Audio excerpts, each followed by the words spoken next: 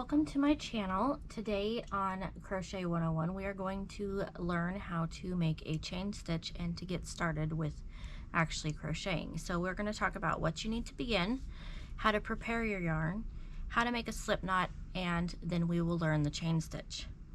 So the first thing that you're going to do is purchase your yarn, and we have talked about yarn types and hook types in the previous two videos, so if you haven't watched those yet, you're going to want to go check those out.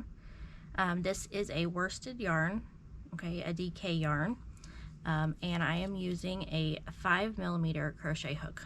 Okay, so it's a good size yarn and a good size hook to get started. Okay, so now we're going to talk about how to get started with your yarn. There's two ways to go about this, as of course there's two ends to your yarn. So the first way is to go from the outside. And for smaller projects, this is okay to do it that way. It's not going to get tangled as much. Or you can pull it from the center. If you're doing a larger project, this is easier as the yarn's not going to be, rolling around a lot because you're pulling it from the outside and twisting it around. So you want to make sure you pull enough out so that you're not creating too much tension when you get started. Okay, so the next thing you're going to want to learn is how to make a slip knot. And there's several ways to do this, but I'll show you my way. So I just wrap my yarn around my two fingers here. I hold it here, take the long length of your yarn here, and kind of push it through the center with your thumb. And then you're going to just pull the short string. Okay, I'll show you that again. Wrap around your two fingers, pull that off, take the long part, push it through the center of your hole, and then pull the short string to close that off, and then you've got a slip knot. Alright, so now we're going to work on making your chain, but first we need to insert our hook into our slip knot, and then you're just going to pull the short end of your string here until it's tighter, not too tight, against your hook. Alright, and now we have our hook attached to our yarn and we can begin. There are several ways to hold your hook. So there's this is called the knife hold, and then you have the pencil hold.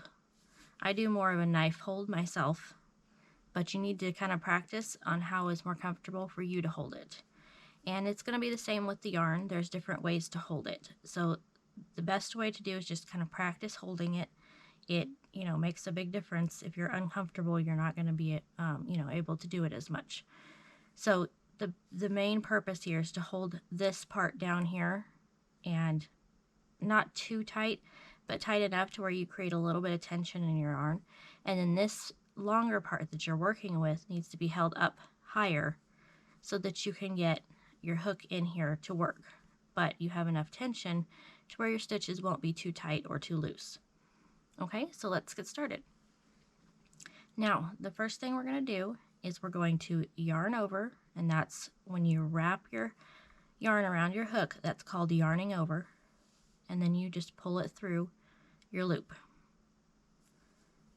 Okay, and then you've made one chain. So yarn over, pull it through your loop.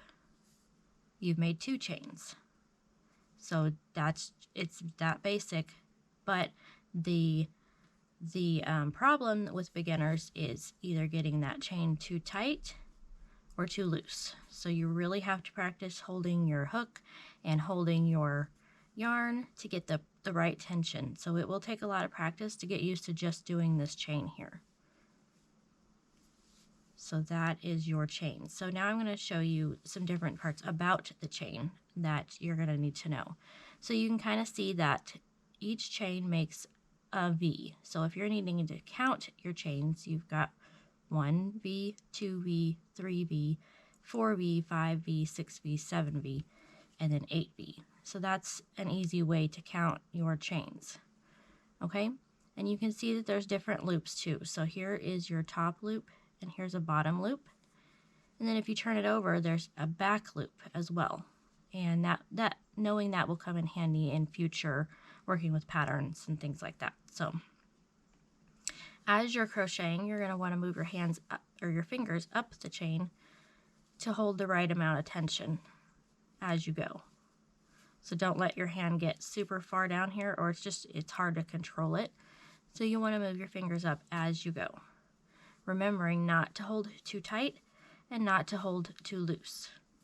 So the last advice I have for you is just practice, practice, practice until you get your chain, until you get comfortable making your chains, and then we can move on to single crocheting, and we'll start to build up our rows doing that.